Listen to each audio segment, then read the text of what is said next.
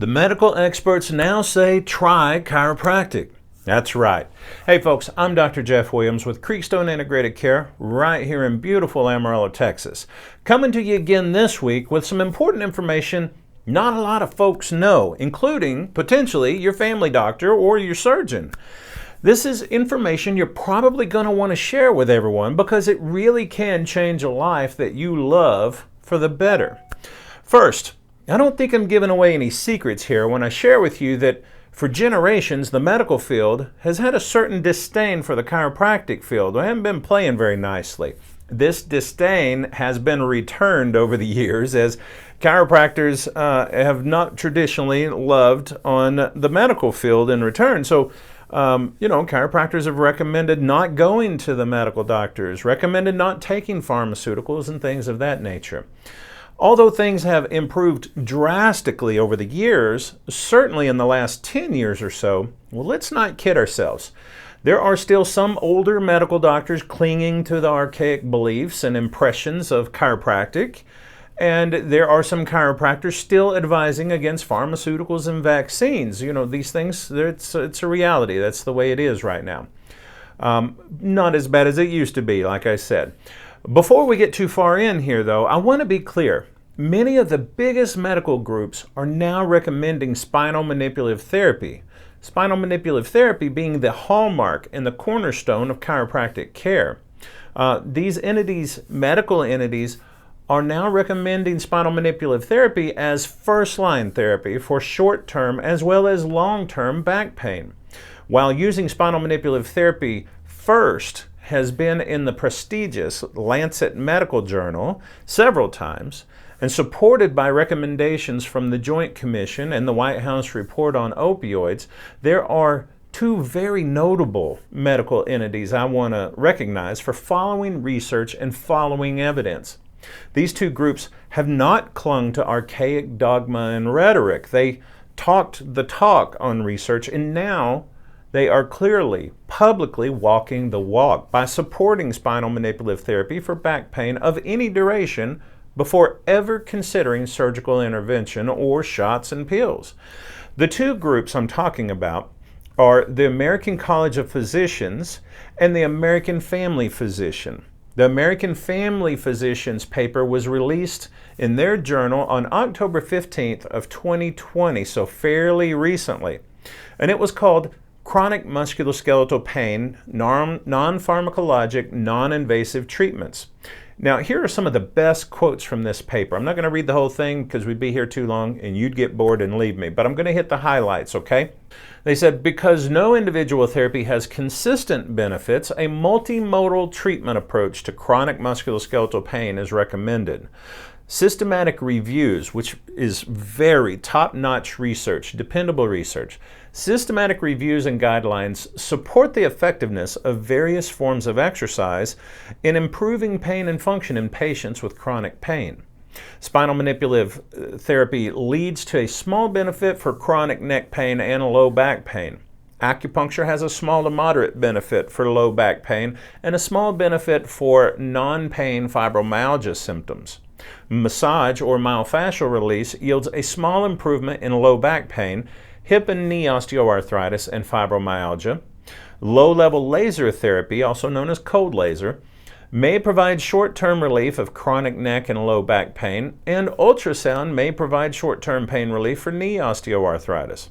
Multidisciplinary rehabilitation or exercise may be effective for short and at least intermediate term improvement in pain and function for chronic low back pain and fibromyalgia. Patients should be encouraged to engage in a variety of therapies aligned with their preferences and motivation. So what they're saying there is that there are no silver bullets, okay? Especially in chronic, long-term, long-lasting pain. Not one single thing is just going to knock it out. So the recommendations are to hit the pain from all different sides with a full-on attack. Here at my clinic, Creekstone Integrated Care here in Amarillo, Texas, we do just that. Here, under one roof, we offer spinal manipulative therapy, exercise rehabilitation, massage, acupuncture, low-level lasers, spinal decompression for disc herniations and bulges, and so much more, all right here in one place. Now, moving on, the American College of Physicians was the first out of the gates in promoting spinal manipulative therapy for low back pain. In 2016, they released new recommendations guiding physicians to refer their patients for the following treatments first, before anything else. The treatment recommendations for first-line treatment of back pain are: for acute and subacute, meaning shorter-term back pain, spinal manipulative therapy was one of the recommendations. Massage, acupuncture, and heat. Now, for chronic back pain, the recommendations were, again, spinal manipulative therapy, exercise rehabilitation, acupuncture, low-level laser, cognitive behavioral therapy, Tai Chi, yoga, motor control exercise, and progressive relaxation.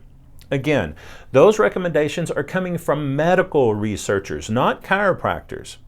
If your doctor told you to try a chiropractor, would you do it? Because essentially, they're telling you exactly that if you suffer from back pain. They have been telling doctors to send their patients, their back pain patients, to evidence-based, patient-centered chiropractors for about 4 to 5 years now. Now that we have that out of the way, let's get back to the relationship between the chiropractic and the medical professions. Where do the majority of practitioners in each field sit right now? Well, to make more sense, it's helpful, I think, to break it down. Let's start with the chiropractic profession, okay? There are really 3 main styles of chiropractors in practice these days. The style that most in the medical profession seem to have the most serious issues with are the vitalists. The vitalists are estimated to make up only about 15 to 20% of the chiropractic profession. The vitalists commonly recommend their patients take no pharmaceuticals and never vaccinate their kids or anything like that. They commonly hold on to beliefs put forth by the founder of the chiropractic profession way back in the late 1800s. Beliefs that spinal manipulative therapy, also called adjustments or alignments, that's what the vitalists call them, beliefs that spinal manipulative therapy can cure disease, boost immunity, and prevent disease, any disease at all, really. They commonly do not interest the patient in exercise rehabilitation and only use spinal manipulative therapy as their only treatment. They make very long-term treatment plans for the patients, for most of the patients anyways. And most of these vitalists create a sense of dependency that keeps the patient coming back time and time again over the course of their lifetimes. So they can continue, as the vitalist claims, to ward off diseases after diseases.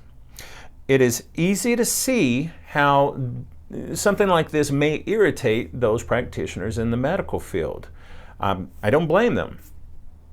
On the other end of the chiropractic spectrum, it's populated by evidence-based, patient-centered chiropractors. For full disclosure here, that's the group I fall into.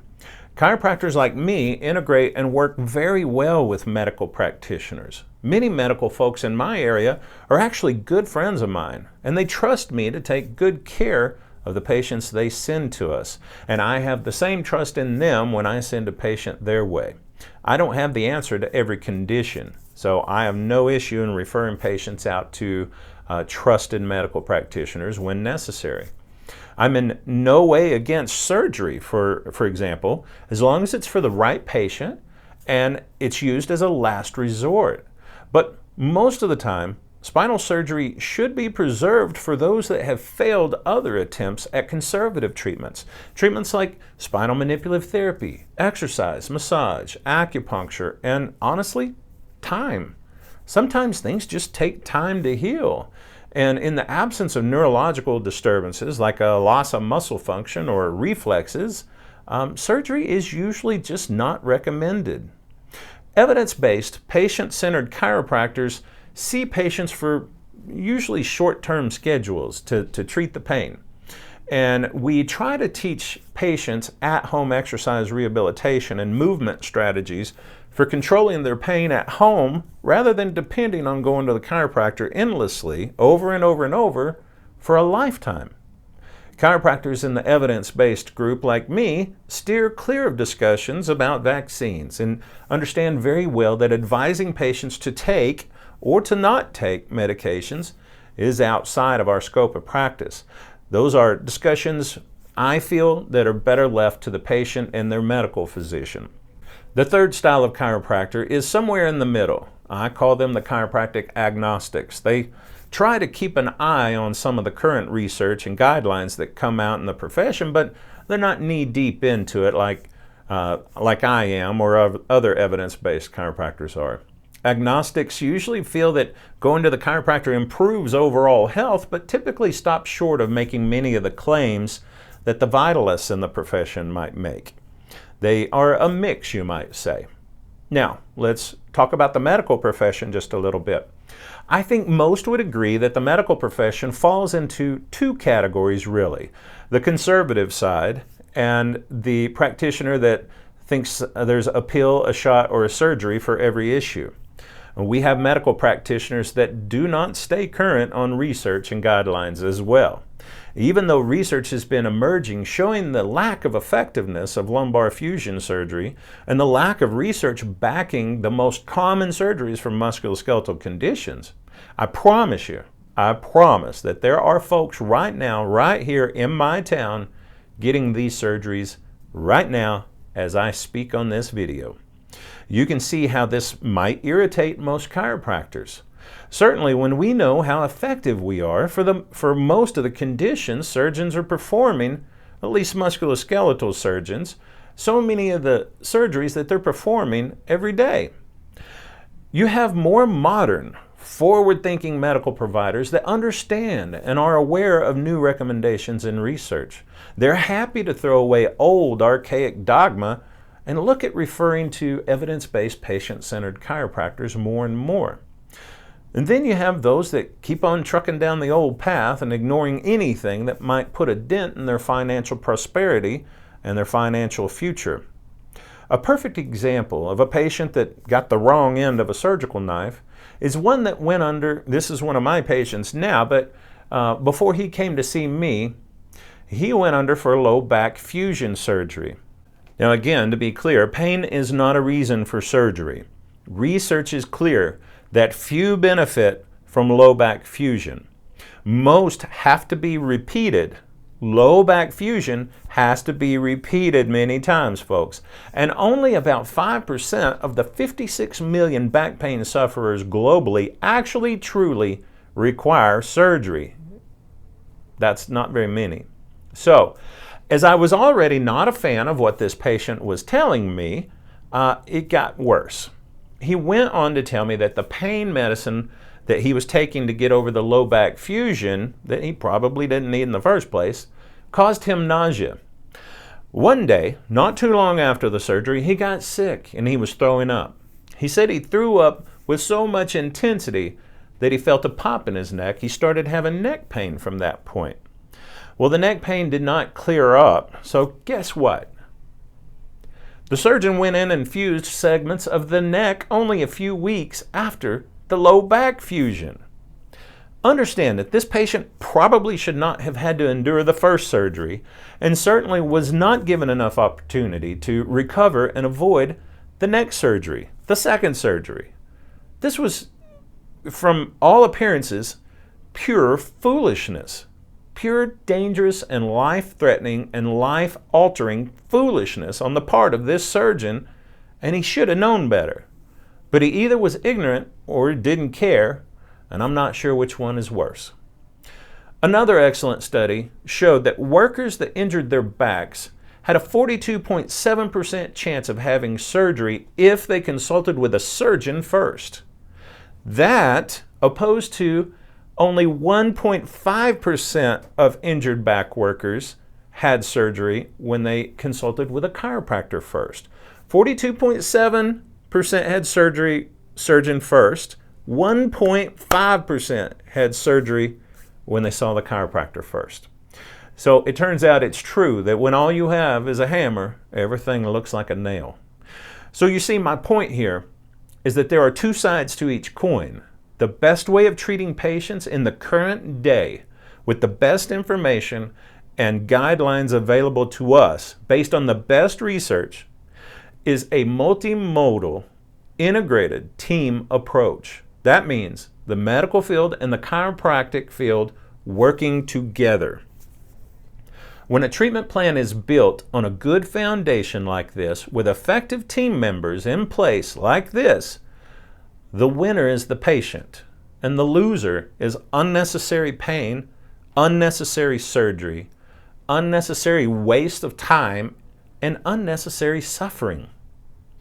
Again, this is Dr. Jeff Williams in Amarillo, Texas. If you're from Amarillo or be traveling through this area and you need our help, just call me at 806-355-3000 and get on our schedule right now. If you're watching on YouTube, just hit that subscribe button so you don't miss any more important information that we got coming up, and then share this video with your loved ones. If you're watching on Facebook, do us a favor, like and share this video so we can help your loved ones. Until next week, stay safe.